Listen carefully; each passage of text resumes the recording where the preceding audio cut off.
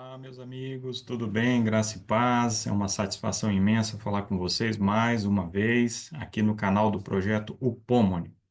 Se você desejar entrar em contato conosco, no aqui abaixo na descrição aqui do vídeo, vocês poderão encontrar o endereço de e-mail. Mandem um e-mail para nós, deixe lá o seu contato e iremos então conversar. Se você quiser um estudo bíblico mais completo, poderá então nos solicitar. Lembrando que aqui no canal também temos vários estudos navegando pela playlist, vocês irão encontrar. Recomendo aos nossos amigos católicos que porventura estiverem aqui assistindo esse vídeo, de modo especial a série Crenças Populares.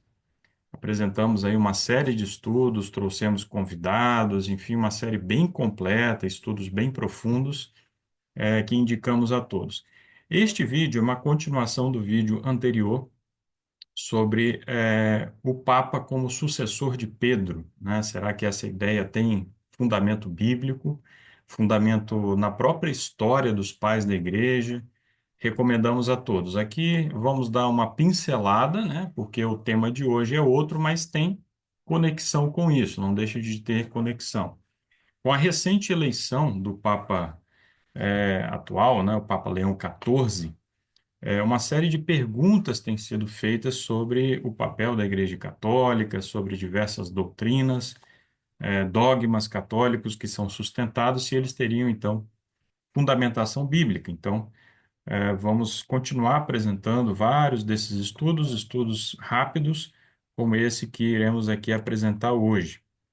Bem, o tema de hoje, então, diz respeito ao papado e às indulgências, certo? O que são as indulgências? Elas têm fundamento bíblico? Podemos recorrer às indulgências? Enfim, são questões que precisam estar claras, né, para todo filho de Deus. Novamente, esse texto, né, de Mateus 16, verso 18, eu também te digo que tu és Pedro, e sobre esta rocha eu edificarei minha igreja, e as portas do inferno não prevalecerão contra ela. Mateus 16, 18. No estudo passado, nós explicamos que Pedro, a palavra Pedro significa pedrinha, seixo, né? Jesus estava dizendo sobre esta rocha, Petra, no grego, eu edificarei a minha igreja, né? Deus seja louvado porque a igreja, o cristianismo, foi edificado sobre Jesus e não sobre um homem falho, volúvel como Pedro, como qualquer um de nós, né? Estamos sujeitos às nossas paixões. Vimos também que os pais da igreja rejeitavam a ideia de um bispo universal, com autoridade absoluta, né? Com poder para ligar e desligar aquilo que é ligado na terra, né? Exemplo, de Gregório Magno, também Agostinho de Hipona, que se opôs à ideia de que Roma fosse a sede da autoridade universal da igreja. Ele chegou a declarar: o que é dado a Pedro, na pessoa de Pedro, é dado à igreja como um todo e não somente à pessoa do Papa. Vimos também que Jesus disse, né, a ninguém chameis Pai, a não ser o Pai que estás nos céus. E a própria palavra Papa significa pai, papai, né, o principal dos bispos. Que essa ideia foi sendo amadurecida lá a partir do século V, século VI, e isso está no contexto ali o início do período da supremacia papal, período de 1260 anos, que se estendeu até o ano de 1798. A Reforma Protestante, lá no século XVI, não foi uma ruptura com a tradição, e sim uma volta aos fundamentos lá do cristianismo, o cristianismo primitivo, que não reconhecia nenhum homem como bispo universal, como autoridade ali suprema, inerrante, né? Cabeça de Cristo na terra, nada disso. Então, esse movimento é muito interessante, vale a pena estudar a história da Reforma Protestante, certo? Bem, hoje vamos falar sobre as indulgências. As indulgências, surgiram no contexto das cruzadas, tá? E as cruzadas são ali do final do século XI. Então, o que acontecia? Eh, a igreja estava apelando aos cristãos nobres, mas pessoas de todas as camadas da sociedade, para que fossem ao Oriente, combater os infiéis, tentar trazê-los para a fé católica e libertar, então, as regiões, então, controladas pelos muçulmanos lá na Palestina, que a igreja católica chamava e chama de Terra Santa, enfim. Bem, alguns não podiam ir, por uma série de condições não podiam ir, então faziam doações, faziam ofertas, e essas ofertas então eram encaradas como indulgências para a confirmação do perdão dos seus pecados. Lembrando que o Papa Urbano VI, quando conclamou a primeira cruzada, ele concedeu indulgências a todos aqueles que fossem se engajar, participar nessas campanhas militares de caráter religioso. Então, aqueles que não tinham condições de ir poderiam, então, pagar indulgências que iriam patrocinar as viagens, né, os custos, a aquisição de armas, de alimentos, enfim, por parte daqueles que iriam efetivamente para as cruzadas. Então, ali surgiu o sistema de indulgências, certo? Essas indulgências foram concedidas pelo recém-eleito Papa Leão XIV, no dia ali que ele discursou aos fiéis, né? Ele concedeu a indulgência plenária na bênção Urbi et Orbi. Urbi é cidade, Orbi, o mundo, né? Então, é uma mensagem para a cidade de Roma e para o mundo, uma vez que a Igreja Católica se arroga ali a autoridade sobre todo o planeta. Esse tipo de saudação é comum, sempre que um novo Papa, né, é apresentado ali perante as pessoas ali na Praça de São Pedro, certo? Então ele concedeu essa indulgência plenária. O que é uma indulgência? Definição católica. Segundo a Igreja Católica, a indulgência é a remissão diante de Deus da pena temporal devida pelos pecados já perdoados quanto à culpa, isto é, para os quais a absolvição já foi obtida pela confissão, que o fiel, devidamente disposto e em certas condições, alcança por meio da Igreja, a qual, como dispensadora da redenção, distribui e aplica com autoridade o tesouro das satisfações de Cristo e dos santos. Essa citação aqui do Codex Iuris Canonici aparece lá no Catecismo da Igreja Católica, Catecismo da Igreja Católica, que eu recomendo a todos que consultem, ele está disponível online, né, no site do Vaticano, em diversos idiomas, inclusive em língua portuguesa. Então, aqui encontramos nessa definição vários conceitos que demonstram na prática diversas doutrinas católicas romanas que ainda divergem do evangelho bíblico a despeito do que muitos consideram, certo? Então, é uma série de erros aqui, uma miscelânea de erros, de absurdos teológicos, né? Repito, nesse conceito aqui de indulgência. E iremos analisar ponto a ponto aqui nesse estudo, certo? Então, vamos lá. A definição de pecado aí, segundo a Igreja Católica. Lá no Catecismo consta o conceito de pecado mortal. Pecado mortal ele causa perda eterna, né? São pecados como o homicídio, como o roubo, adultério, né? São pecados assim terríveis que vão implicar em perda eterna, né? Perdição, danação da alma. E há também o conceito de pecado venial, que não implica em perda eterna, mas acarreta pena temporal, a ser paga aqui ou no purgatório. São pecadinhos, né? Vamos usar esse conceito aqui de forma didática, aqui para ilustrar. Por exemplo, comer de forma compulsiva, fofoca, ser negligente na prática religiosa, né? Deixar de ir à missa, por motivos banais, enfim, são os pecados veniais, certo? É, vejam só, é óbvio que, à luz da Bíblia, existe uma escala ali entre os pecados em termos, das suas consequências, certo? Deus considera os pecados de uma forma diversa devido à sua gravidade. Os pecados têm sim escalas de gravidade. Não podemos, colocar ali no mesmo nível um homicídio e alguém que no momento ali disse ali o nome de Deus em vão, né? Ambos, no entanto, são pecado. E se não forem devidamente confessados, se as pessoas não se arrependerem, poderão sim provocar perdição eterna, né? O pecado da gula, a avareza, enfim, são vários pecados, a cobiça. Há uma diversidade de pecados de intensidade ali, de consequências. Todos são graves perante Deus. Agora, essa distinção aqui é uma distinção que não é bíblica. Pecado mortal e pecado venial existe apenas ali no catecismo romano, ok? Associado a isso, lá no catecismo, existe o conceito de mérito excedente. O que seria isso? A Igreja Católica também ensina que, por causa da unidade do corpo de Cristo, o mérito excedente gerado pelas boas obras, orações, beneficências, sofrimentos, etc., de um ou mais membros do corpo podem ser aplicados para pagar a pena temporal de outro membro. Então, entenda o conceito. Existe o pecado mortal e o pecado venial.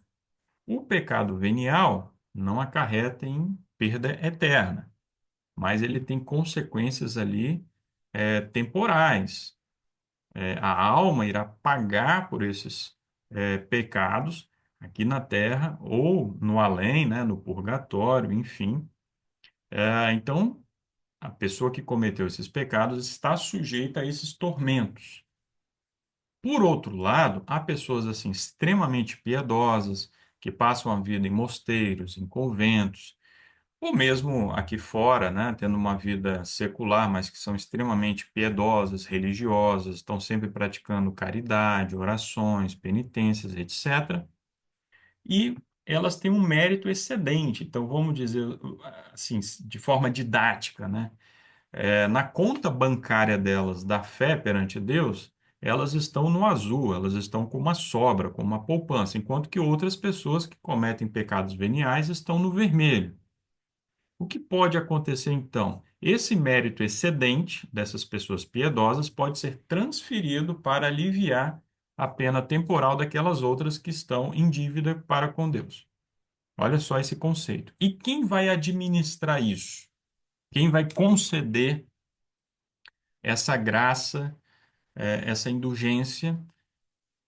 Você já sabe, né? A partir daquele conceito, de um homem como cabeça da igreja aqui na terra, certo? Então, olha só. Segundo a Igreja Católica, existe ali o tesouro do mérito, o local onde é guardado o mérito de Cristo, dos santos e dos crentes piedosos, certo? Por ter as chaves de Pedro, o Papa teria o poder de administrar e conceder tais méritos. Entenderam então o raciocínio? Esse tesouro do mérito foi confiado à Igreja, né, o corpo de Cristo, e como o Papa tem as chaves de Pedro, segundo a teologia católica, não segundo a Bíblia, ele então abre esse tesouro e concede então esse mérito, essas indulgências aos fiéis. No caso ali, vimos que o Leão XIV concedeu esse tesouro do mérito, essa indulgência plenária àqueles que estavam assistindo ali a sua eleição, né, na Praça de São Pedro ou remotamente em casa ali acompanhando. Segundo o Catecismo da Igreja Católica, né, lá no artigo de número 1472, o que nós encontramos lá? Todo pecado, mesmo venial, traz consigo um apego desordenado às criaturas, o qual precisa de ser purificado, quer nesta vida, quer depois da morte, no estado que se chama purgatório. Esta purificação liberta do que se chama pena temporal do pecado, certo? Então, só esclarecendo, né, e embasando aquilo que acabamos de apresentar sobre como a Igreja Católica entende essa ideia do pecado venial e da purificação dessa pena temporal. Bem, sabemos perfeitamente que a questão das indulgências esteve no cerne da Reforma Protestante.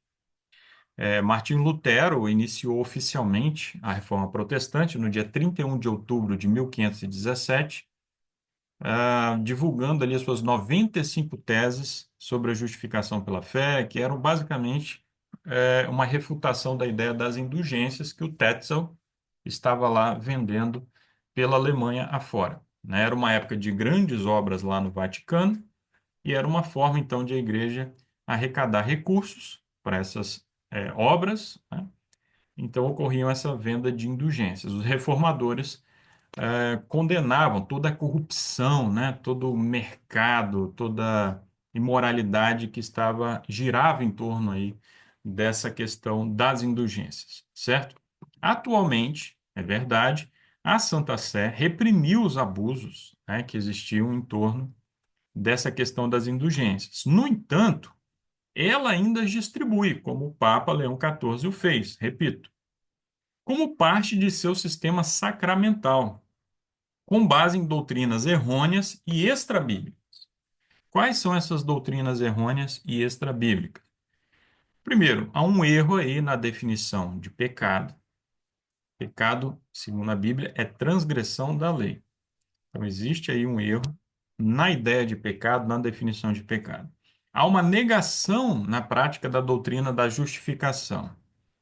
Um outro erro acredita que exista um estado entre a vida terrena e a salvação, um estado ali de purificação, né? Seria o purgatório.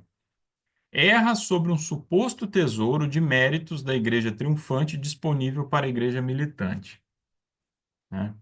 Então, é uma sucessão de erros que continuam sendo promovidos agora no pontificado do Leão XIV, certo? Do Papa ali, Robert Prevost.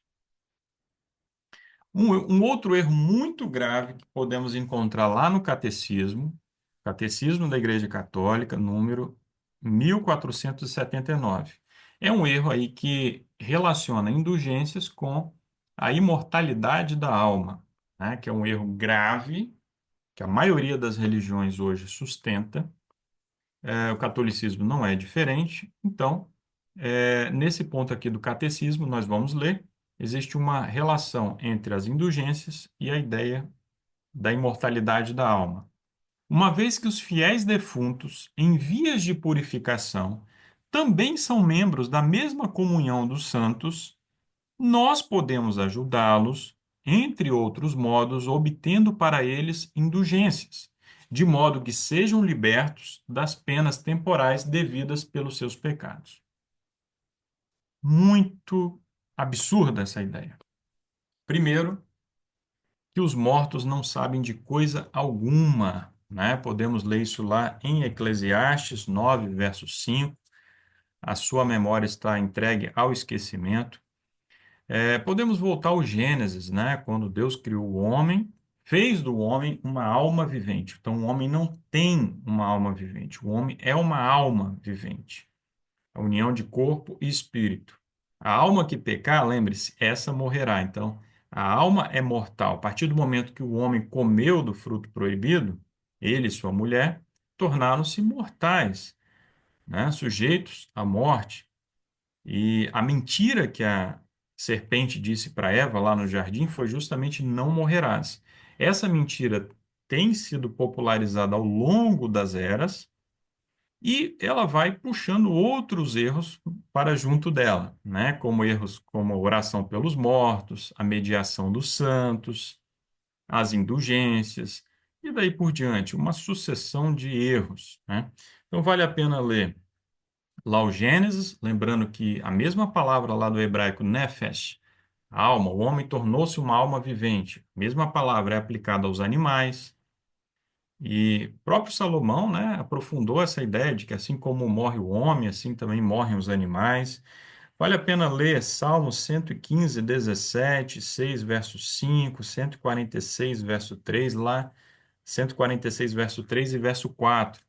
Lá é dito claramente que os mortos não louvam a Deus, né? Não tem nenhuma parte no que se passa aqui neste mundo, né? Na esfera dos vivos. Ah, Se existisse mesmo imortalidade da alma, os santos estariam louvando a Deus com toda certeza, com absoluta certeza, né? Vale a pena ler também João 11, 11 a 14, né? A expectativa do fiel, do remido em Cristo, está na ressurreição. Essa era a expectativa do apóstolo Paulo, por exemplo. Se ele acreditasse na vida após a morte, ele falaria: bem, eu vou morrer e estarei com Deus, enfim, estará tudo resolvido. Mas não. A expectativa dele era no porvir, na ressurreição. Vale a pena ler Ezequiel também, 14, verso 14, verso 20. Comentamos agora há pouco, né? A alma que pecar, essa morrerá. Salmo 49, versos 7 e 8. 1 Timóteo 2, verso 6, né? Então, são passagens fundamentais. Como eu falei no início, temos estudos aqui no canal que aprofundam esses temas, inclusive um estudo sobre a imortalidade da alma e um outro estudo, ambos da série Crenças Populares, um outro estudo sobre o tormento eterno, né? São algumas ideias populares, infelizmente, promovidas por grandes denominações, grandes religiões, mas que não têm fundamento bíblico algum, certo?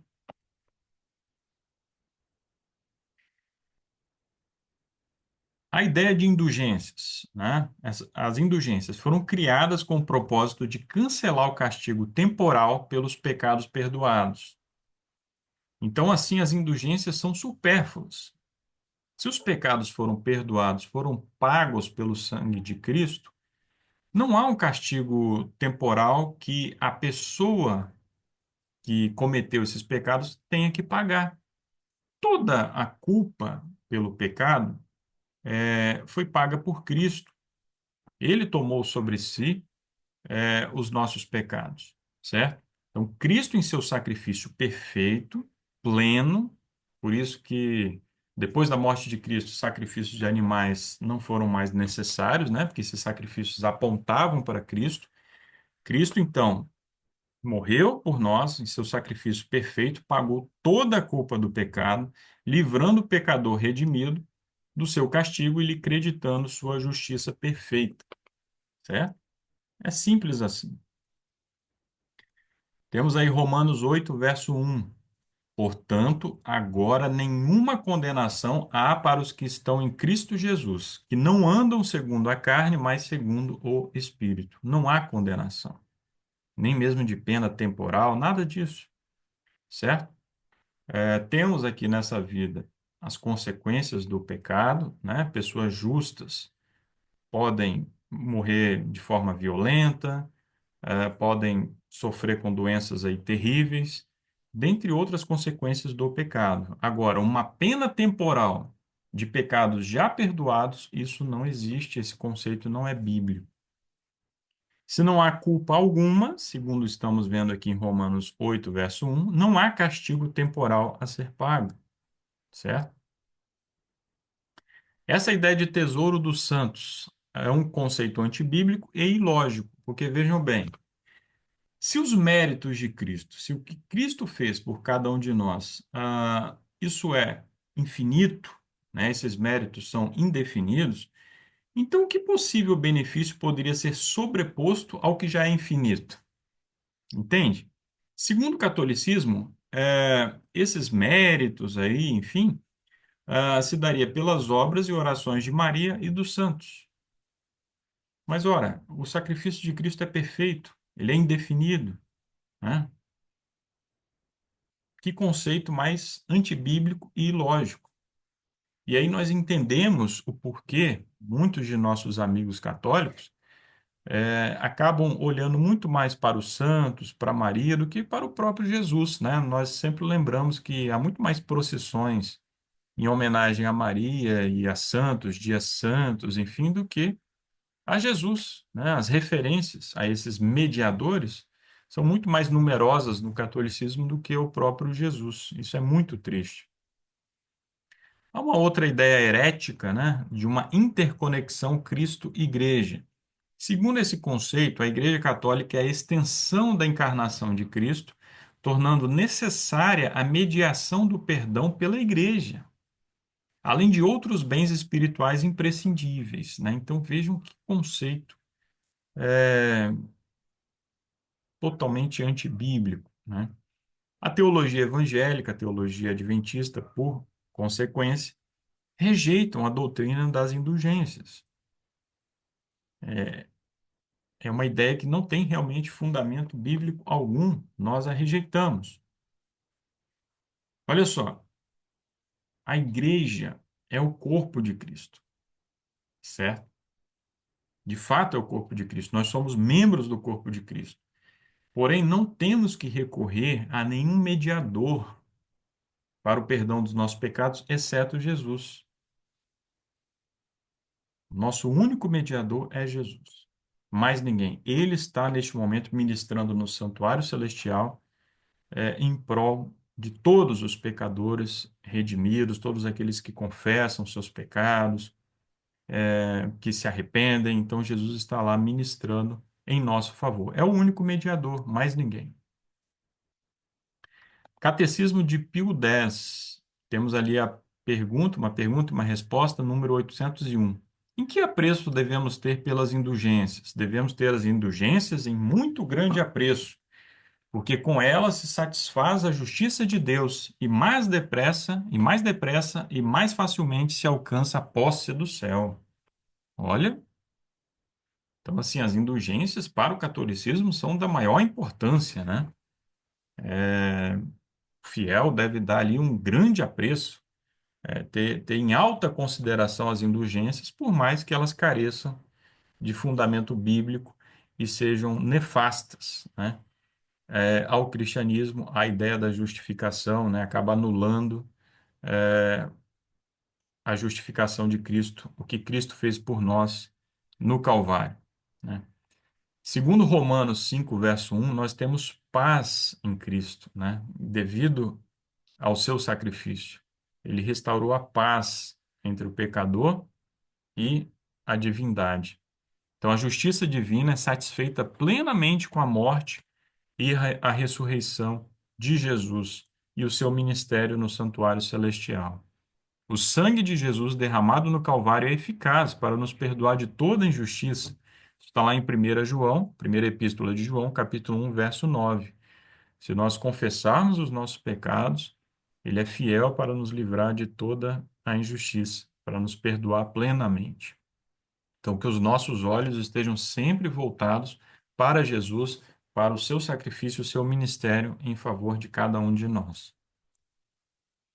E aí chegamos ao apelo final, né? Muitos católicos, enfim, podem estar incomodados, chocados com essa mensagem, com outras mais que nós temos trazido aqui.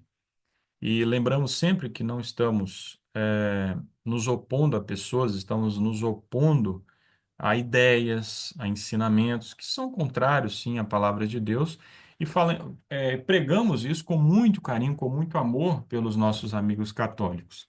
Nós não os amaríamos se estivéssemos em silêncio, né, vendo esse erro todo, esse engano todo e nos calando. Mas é por amarmos os nossos amigos católicos que estamos, então, aqui trazendo toda essa luz. Temos lá Mateus 15, verso 9. Mas em vão eles me adoram, ensinando como doutrinas os mandamentos dos homens. Isso ele falou para os judeus que estavam lá mergulhados nas suas tradições, tradições essas que só foram aumentando ao longo do tempo, mas isso também se aplica a qualquer um, a qualquer religião, que coloque então tradições acima do claro, assim diz o Senhor.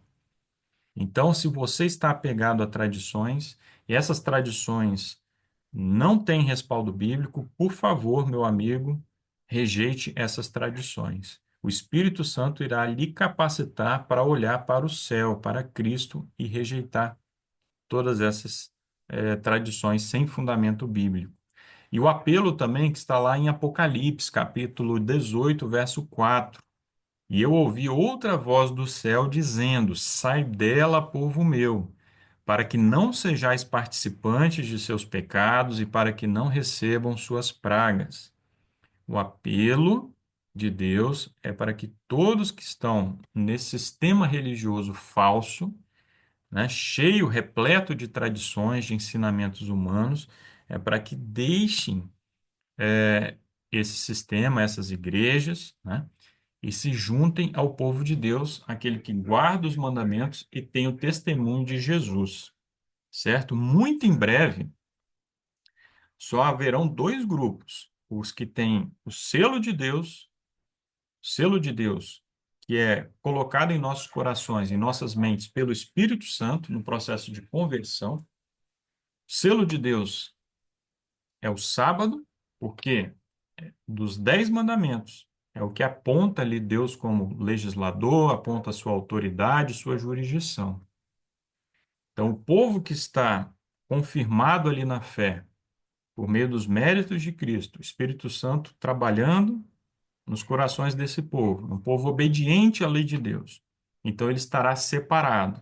E do outro lado estarão aqueles que têm a marca da besta, que é o domingo, que é o falso sábado, aqueles que irão preferir as tradições, que irão preferir os ensinamentos dos homens, ou que por uma mera conveniência irão ceder, né, às pressões populares, irão então, de algum modo, seguir, né, a besta dessa forma.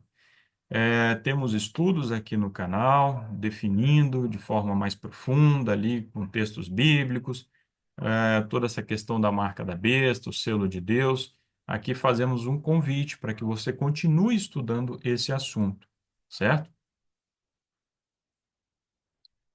Que o nosso compromisso com Deus seja o de rejeitar todas as tradições, ensinos e práticas sem respaldo bíblico.